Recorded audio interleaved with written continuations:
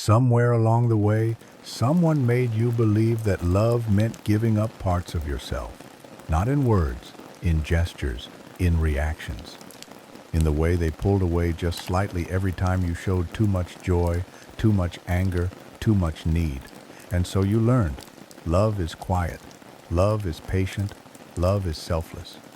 But the kind of selfless that leaves you with nothing of yourself left. They didn't say, shrink for me.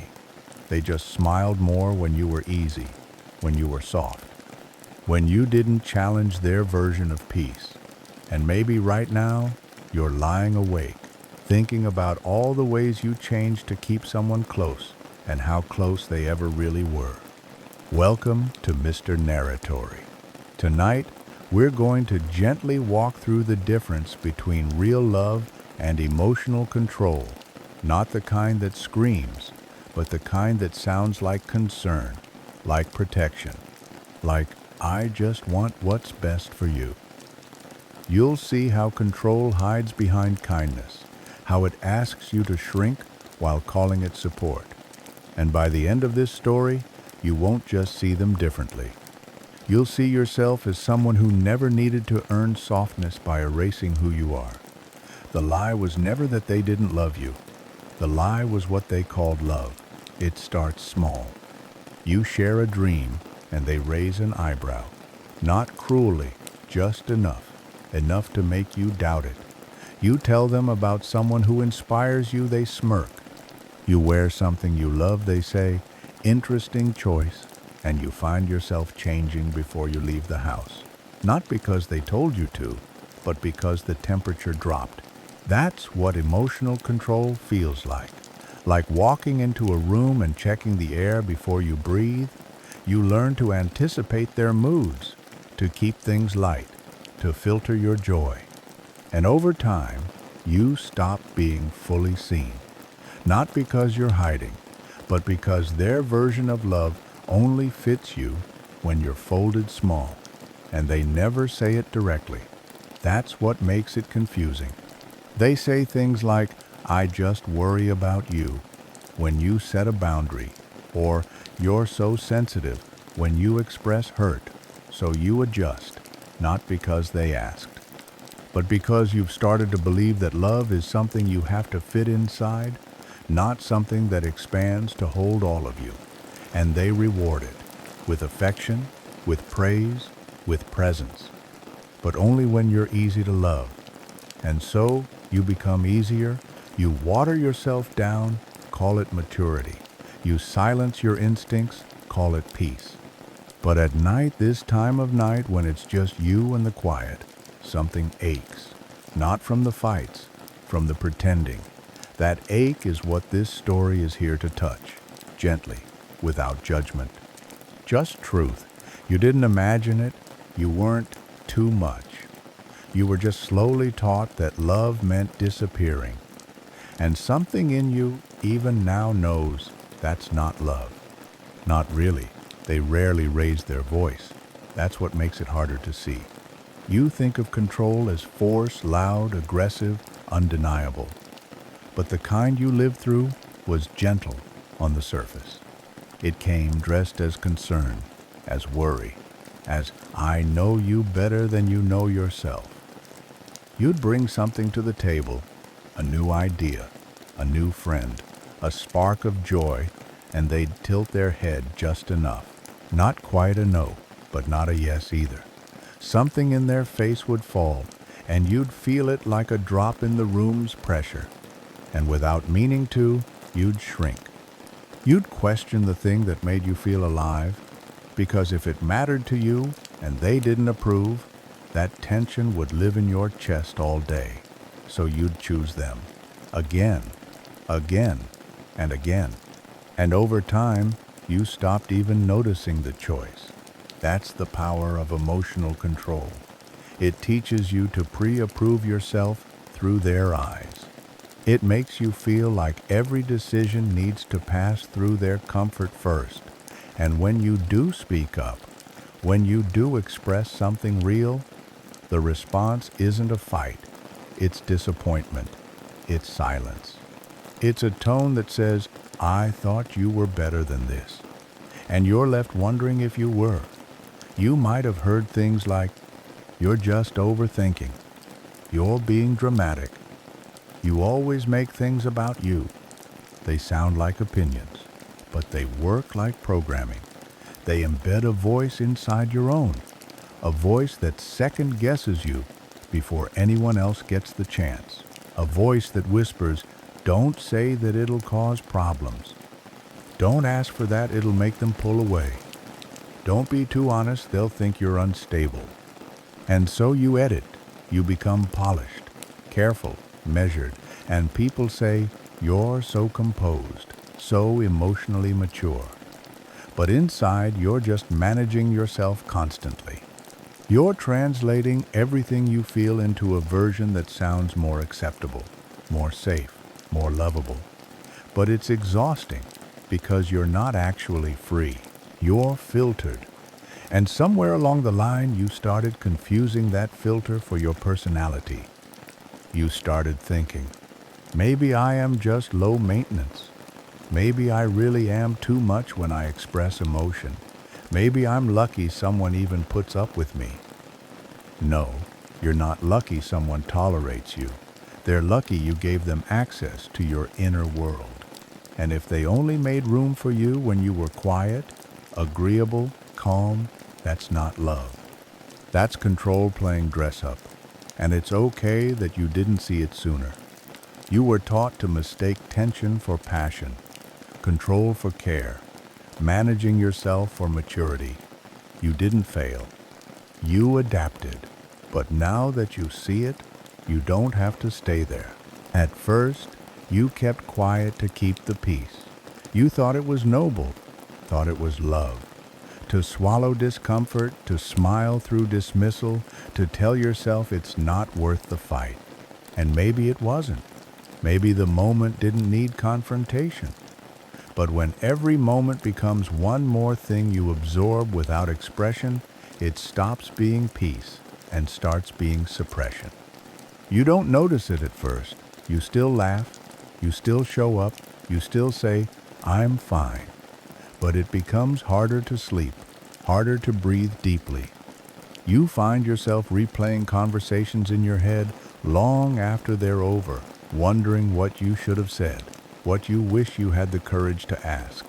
That's how the crack begins, quietly. In the spaces between pretending, you start feeling tired in rooms that used to feel safe. You stop sharing things that bring you joy because you know they'll only be met with half interest or polite discouragement. You begin to feel alone, not because you're physically isolated, but because your emotional truth no longer has anywhere to land. And then, one day, you don't smile back, not out of spite, just emptiness. The reflex is gone, and they notice, maybe not with words, but with a shift, a coldness, a pause. That's when it hits you. Your compliance was part of the deal. Your silence was the currency. And now that you've paused even slightly, the connection feels threatened. But instead of running back, something in you stands still, and it's terrifying. Because for the first time, you're not performing safety. You're asking if it ever existed. You question why you feel like a stranger in your own life, why expressing needs feels like rebellion, why love makes you smaller. And in that questioning, something sacred returns. Not confidence, not yet, but clarity. You realize that the person you've become, polished, pleasant, always agreeable, isn't who you started as. It's who you had to become to survive their version of love. You didn't lose yourself. You adapted to stay close to people who only embrace the edited version of you. But now, adaptation feels more like erasure, and your body knows it. Your voice shakes when you try to speak, but it rises anyway. Your chest tightens when you hold the boundary, but it stays firm. These are not symptoms of breaking. These are signs of returning. Slowly, quietly, you begin to remember what it feels like to belong to yourself.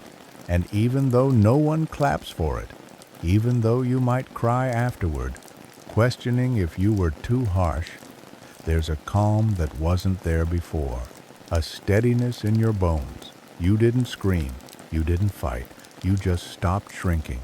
And somehow, that was louder than anything you'd ever said. They don't always say it, but you feel it in the shift of their tone, in the way they pause longer between messages, in how they call you distant when you finally protect your time, or cold when you stop over-explaining your feelings. It's not confrontation that shows you who they are. It's the quiet pullback, the space they create when you no longer make yourself small for them. And it hurts more than you expected. Because somewhere in you, there's still that hope that if you finally showed up fully, someone would stay. Not just stay, but understand. Not just understand, but welcome the real you. But that's not what happens. At least not always. Some people love the version of you that was easy, the one who filtered every sentence, the one who said yes with a smile, even when it hurt. And now that version is fading.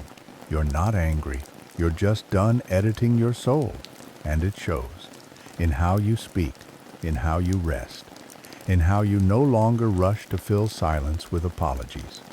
But instead of support, you feel tension, subtle disappointment, the kind that makes you wonder if you're imagining it until it becomes too consistent to ignore. They miss the version of you that was more manageable, the version who bent without breaking, who made every room more comfortable, even if it meant making yourself uncomfortable. And now that you're different, they act like you're the problem, like growth is a betrayal. Like having needs is selfish, but it's not selfish to take up space in your own life. It's not betrayal to be whole. What you're feeling isn't wrong, it's reality correcting itself. The truth is, not everyone around you was loving you. Some were loving the benefits of your compliance. And when those benefits fade, so does their warmth. That's not your fault. That's their limit. And you don't have to go back to being less just to earn love again. That was never love to begin with. It was comfort disguised as connection. And you've outgrown it.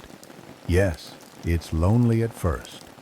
The space they leave behind echoes with old conversations, old habits, old versions of you still trying to please ghosts.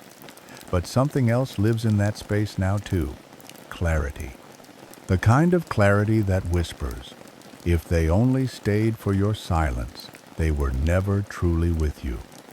And that whisper becomes a voice, and that voice becomes your compass. You start attracting different kinds of people. People who don't flinch when you speak honestly, who don't freeze when you feel deeply, who see your depth not as intensity, but as beauty. These people may be fewer, but they're real. They find you not when you pretend to be safe, but when you finally become free. And that is worth every goodbye that came before. You won't even notice it right away.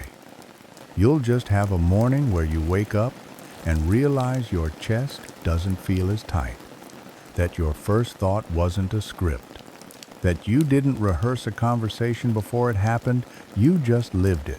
There will still be echoes, of course.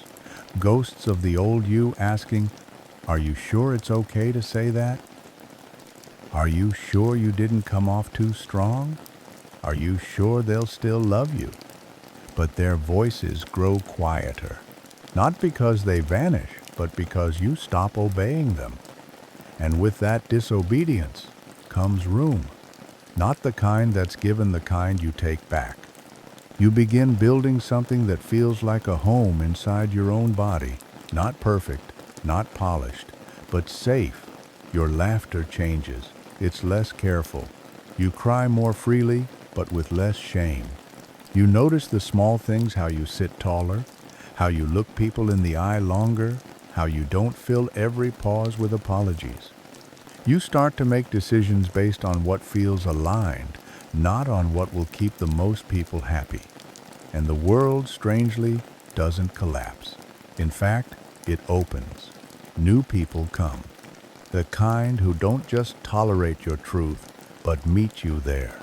The kind who don't shrink when you expand. The kind who aren't waiting for you to be easier, quieter, simpler.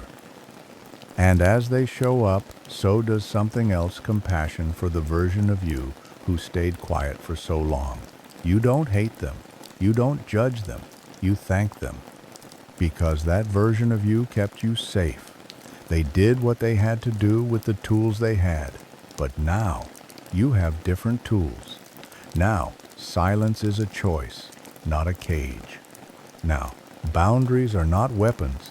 They're invitations to honest connection. Now, you don't chase peace by abandoning yourself. You embody peace by returning to yourself. And maybe tonight, that's where you are. On the edge between old reflexes and new responses, between shrinking and shining. And if you are, take your time. There is no rush to become. You're not late. You're not broken. You're just waking up from a long emotional sleep. And every time you speak with truth, every time you stay instead of shrink, every time you breathe instead of brace, you're rewriting the story. Not just for you, but for every younger version of you who once asked, "Is it safe to be all of me?" And now you get to answer, yes, quietly, gently, without asking permission. Yes, it's safe now.